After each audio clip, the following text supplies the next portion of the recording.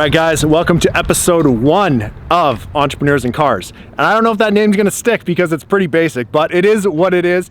And basically what we're gonna do in this series is interview entrepreneurs in nice cars, such as this GT3. This GT3 is actually Cam's. He is from episode 5. And it's been about a year since he's been on the podcast, so we thought we'd catch up, drive his amazing GT3, and see what's happening in his world.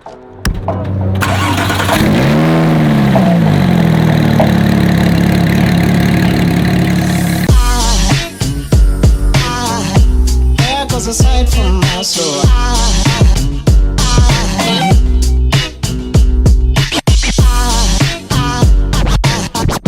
there goes a sight, there goes a sight.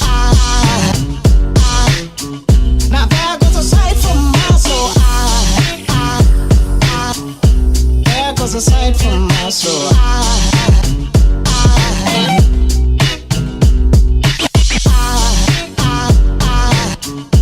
There goes a sight, there goes a sight. There goes a sight from my soul. I think a fall angel just walked by. I think a fall angel just walked by. I think a fall angel just walked by. Nice. All right. So we are in Cam's 2010 GT3. That is a 997.2. And this thing is magical. Oh, that sound. We're not even hammering on it. That was like 3,000 RPM. This thing is a beast. I wonder how much cabin noise it's going to pick up. You know what? It's okay because we can kind of mess with it a little bit, so we should be good to go. So how long have you had this thing for? Since August. So 6 months, 7 months. 7 months. Nice. And you had a 911 C2 before? I had a Carrera S. Carrera S. 2011. Liked that car, but kind of just wanted something a little bit more raw, a little more hardcore. Yeah. And this car came for sale in Alberta, and price was tolerable. Yeah. These cars are quite expensive, or the owners are asking a lot of money for them. Cut that out, it's so bad. It doesn't matter. We can cut anything. I just I don't know why. I should read more books. Like my lexicon, I have no my vocabulary is non-existent. Well, honestly, so when I'm doing videos, man, I redo videos 3 or 4 times. It's just how it goes. You get it's hard to be a smooth talker. It takes training. I don't want to say these cars are expensive. It's the douchiest. I was trying to think of the word exorbitant.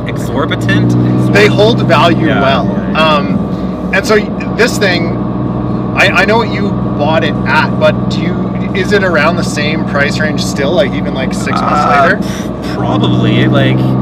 It's tough to say because in Canada there aren't too many of these. Yeah. To begin with, so it's tough to track what they're selling for and stuff. Yeah. Lots of people that aren't owners try to short the market by saying that they're overpriced and they're going to drop. Owners say they're great value, so they want to keep the values high. It really depends on options, condition, has the car been tracked heavily? If it has it been taken care of? Blah, blah, blah. Crazy. Mustangs. Nobody's safe. Nobody's safe. So when you got this, it was completely stock. It had a jammer in it, radar jammer, right? So it was sold to me as essentially stock, but when the car showed up, it had Brembo rotors, which were $6,000. So it was a nice surprise, but it had RSS motor mounts and just a couple of small little things. So it was essentially stock. Nice. So what was your first mod you did to it actually? So the first mod was the center bypass exhaust. These cars come with 3 mufflers from the factory, so they're quite restricted. It is not restricted anymore. No. It sounds great, and I hope that you guys can actually hear what we're saying because it's pretty loud. It's not deafening loud, but these cars also have no dampening because they're lighter, meant for the track, so You hear it all. You can even hear, like, when we go over dirt and stuff, you can hear it coming up into the fender wells and stuff, which is super cool. But I like the windows are up right now. Like I drive this car with the windows down almost exclusively. Just sounds better, and also there's a lot of cabin. Like there's just too much noise in the interior. Vibrations from the glass, from the plastic over the gauges and stuff like that. Is the glass thinner on these cars also, or is that just the RS? I think it's just the RS, and I think it might just be the new RSs. Oh, gotcha. I'm not entirely sure. Interesting. And those new the Carrera T, they have the lighter rear. Right. Yeah, those things are kind of cool. Right. So after the bypass, what was next? So this car came with the adaptive sports seats, not these GT2 carbon buckets. And so what happened was somebody locally had these buckets for sale for what I would consider to be a good price. Yeah. So I jumped on those. Do I dare ask you how much? You don't have to say if you don't want to. These were $8,500, which it sounds insane, but they usually go for $10,000, $12,000. So, and you could always sell them for that price too. Yeah, exactly. Carbon backs and everything are super cool. You guys will input it into the video here. We'll show you the backs of them and everything. So I did the seats, and then I wanted to do the inserts. A lot of people do houndstooth or pepita or whatever from the 911R.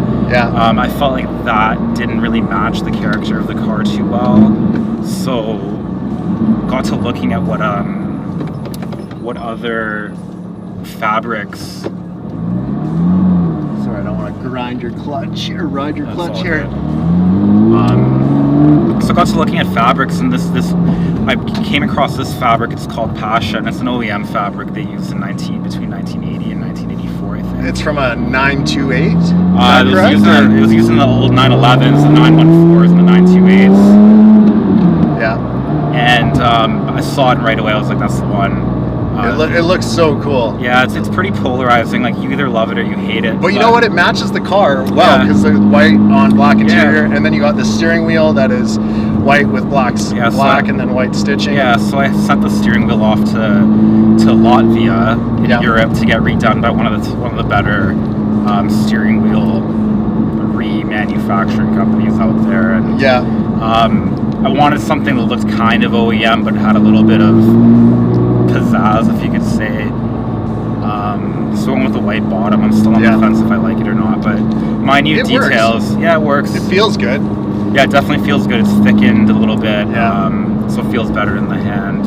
So do you just send off a stock core and then they do this to it, and then you get it back to you? Cool. Or you can buy one from them and they'll just redo it. Any customization you want, they'll do. So that's what I settled on. I'm probably gonna send my second wheel off to them to get redone in the OEM Alcantara. Just something a little bit more basic. Yeah, I like that too. It like came with it. Just the Alcantara gets beat up after a while. Yeah, it was. I mean, this car has 70,000 kilometers, so the Alcantara was quite matted and just did not feel good at all. Yeah, you can hear the Brembo motor squeaking. So they're not ceramic brakes, but they squeak like them. Interesting. Well, they just gotta get bedded in, right? Oh, gotcha. By the way, guys, we're driving around UBC, which is a college here, so we can't like hammer on it or anything. But yeah, just trying to stay on the cautious side. Yeah, it's a sunny Saturday here in Vancouver, so everyone and their dog is out, and that includes like the police usually. So gotta be safe. All right, so this thing comes with factory coilovers, adjustable coilovers. Correct. And you didn't mess with those, or has it been lowered a little bit? No, it's factory ride height. Cool.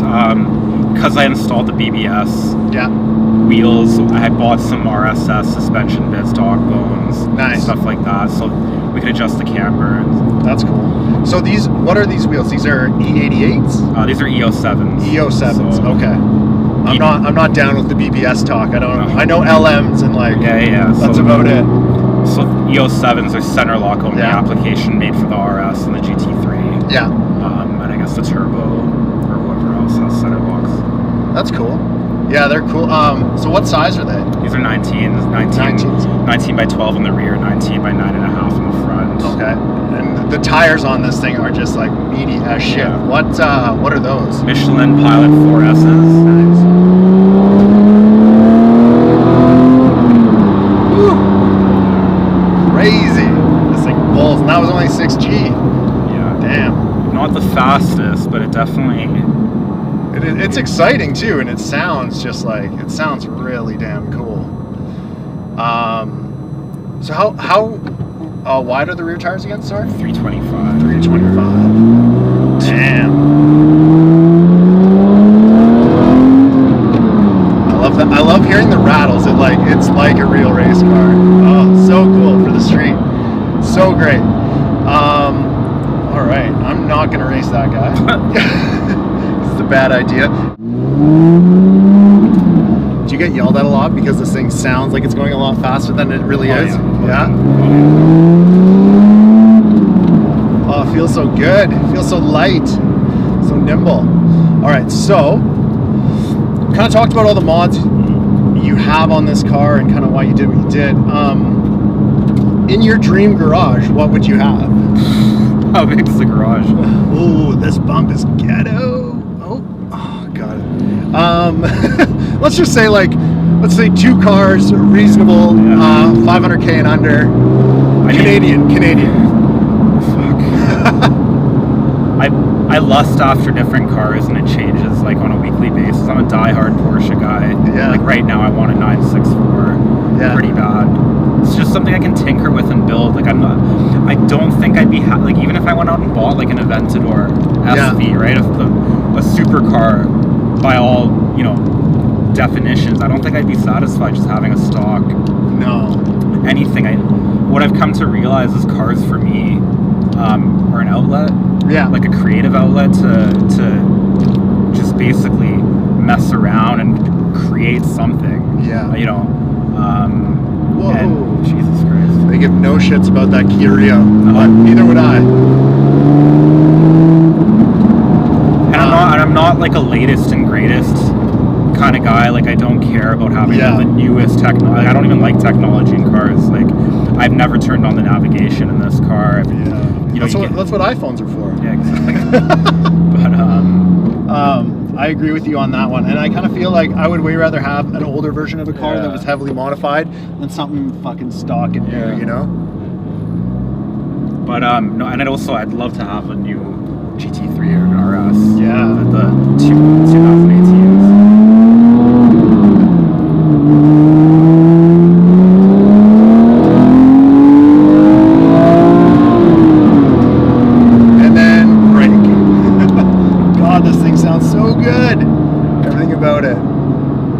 Watching in the rear view too. We're good.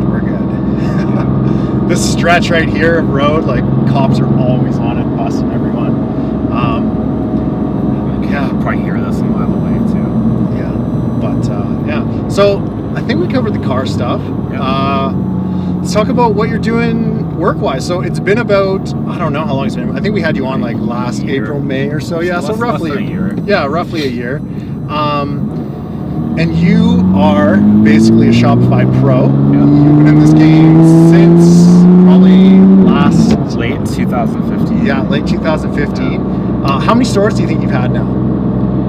I mean, I've had stores that I've tried to set up, run some ads. They fail, like dozens. Yeah. Right, but in terms of stores that I've actually created a sustainable revenue, I've had 4 so far.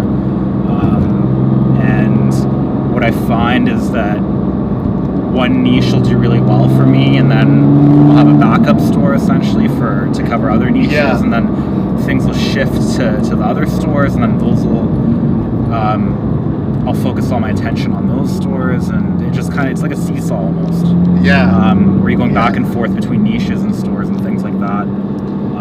Because I mean, the reality is we don't need to know it helps to know your niche and your products and stuff, but what we do is, as marketers, is more of like a numbers game, right? Yeah, for sure. And so I remember before you were saying like your biggest day was 55K. Have you beat that yet? No, I haven't. No? And this is gonna sound really douchey. Yeah. I could probably go out and have. Whoa, just like the look. Welcome to Vancouver. I'm not saying it's easy, but I could probably go out and have a $55,000 day within the next couple of weeks if I really, really wanted to. Yeah. Problem is, I'm going to be spending $45,000 on ads. 100%, man. When I did that $55,000 day back in 2016, my ad spend was $10,000 on the nose. Dude, amazing. That was incredible. I mean, I just got my margins in 2016 were 36%. Yeah. 2017 they were 22%. So you can definitely see that, you know, ad costs are increasing, competition's increasing, therefore your margins are decreasing. But it's just, I mean, that's just the name of the game. Yeah, right? I would agree. Like when we did, that big month, or those like $1 million months, right? The margins were way lower than they were the year before. Like I think we pulled out like 15-20% out of that, give or take. And I'm assuming that's on the high end of things. But it's just a tougher game. And it's getting saturated, but it's funny because everyone's like, I always get messages, people are like, oh, like, should I not do Shopify? Yeah. No, you should, because there's still lots of money to be made. Yeah. And if you want to make a couple $100, $500, $1,000 a day, it's really doable, you know? Oh, yeah. Yeah, absolutely. I mean, January was one of my best months ever. January 2000, like 2 months ago. So man, it's so funny because last year, your January, February were your big months. It's so funny, man. For better or for worse, I don't do a heck of a lot during Black Friday, Cyber Monday, because I don't do email. Yeah. So I kind of let everyone else, you know, attack that and attack the holidays. And then what I end up doing is I just go hard come January, February, and it works. I mean, it's worked 2 years in a row. But I mean, March has just been a disaster, a complete disaster. So are you going to keep on the same path you're doing right now? Because I know you're doing a lot of drop shipping stuff like that. Or what's kind of like your next steps in the e-com world? Because I'm assuming you're going to stay in that a little bit, maybe dabble into affiliate. There's too much money to be made doing what we do. Yeah. But through drop shipping, we've just kind of identified a niche and a product that we want to build a brand around. Okay. I'll go then. Unfortunately, like, that idea is not far along enough to really discuss at this time. Yeah. But we're going to get into branded stuff. I mean, that's what everyone says they want to do, but that's definitely the right, I'm not going to say exit, but it's the right progression from drop shipping.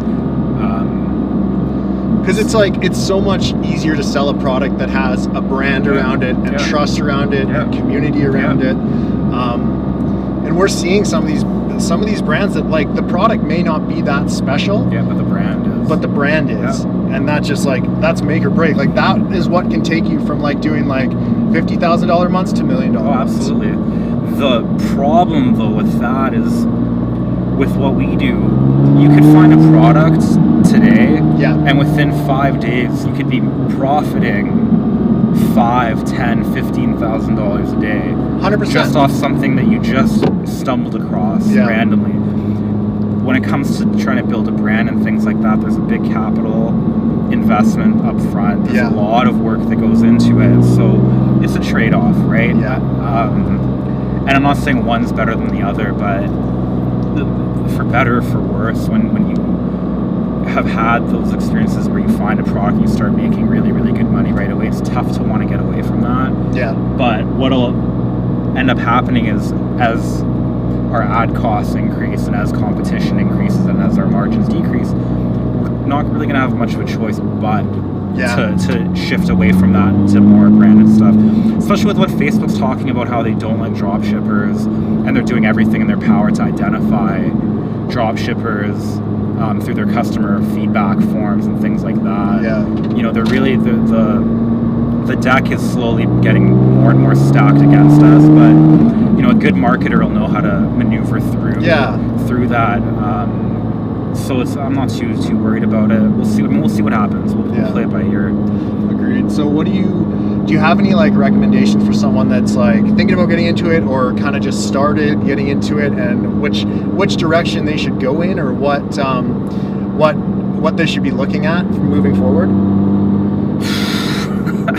And it's tough because we're in a different position, right? Yeah, but so problem, it's like, man, you gotta think back. But like, if you told like old you like what the fuck you should be doing, I think the game's just so different now that like it's really tough for me to know what it feels like to start out in 2018 with, you know, little next to no money to spend on ads and stuff like that.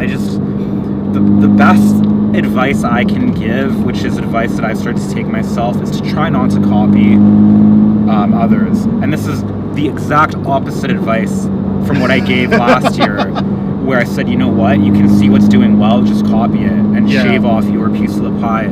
I stopped spying on other stores. I stopped ripping ads and stuff like that. My business has never been more stable. And like I said, I had a near record month in January, just kind of, paving my own lane for myself. So what's the reason that you suggest that compared to what you previously said?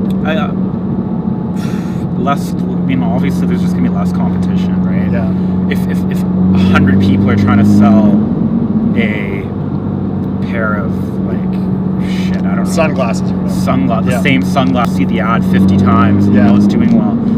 I mean, you could try and be the 51st person selling it, but wouldn't you rather be the first person selling, this pair of, again, these are all hypotheticals, but that's the rationale. But also, from Facebook's perspective, they're really favoring,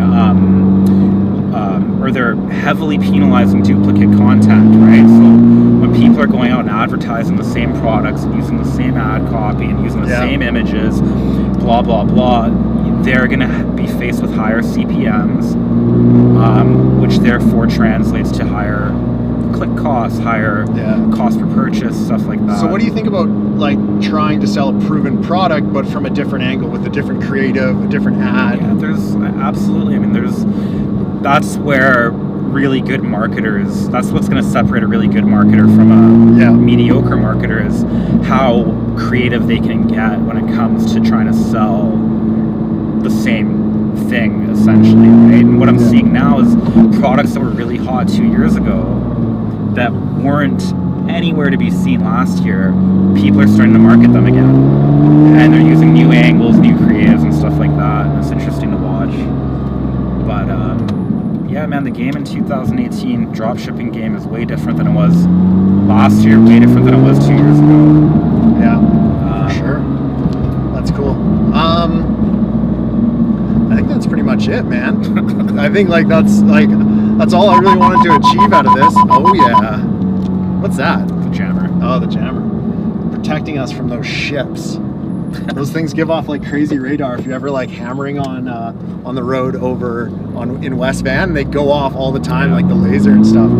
All right, man. Well, thanks for fucking being our first member on this, or our first interview on this. I really appreciate it, and I really appreciate your car. This thing is amazing. I didn't get to push it hard, but that's okay because, well, I don't really know it, and I don't want to crash your car. So, that being said, thank you. Let us know what you think, guys.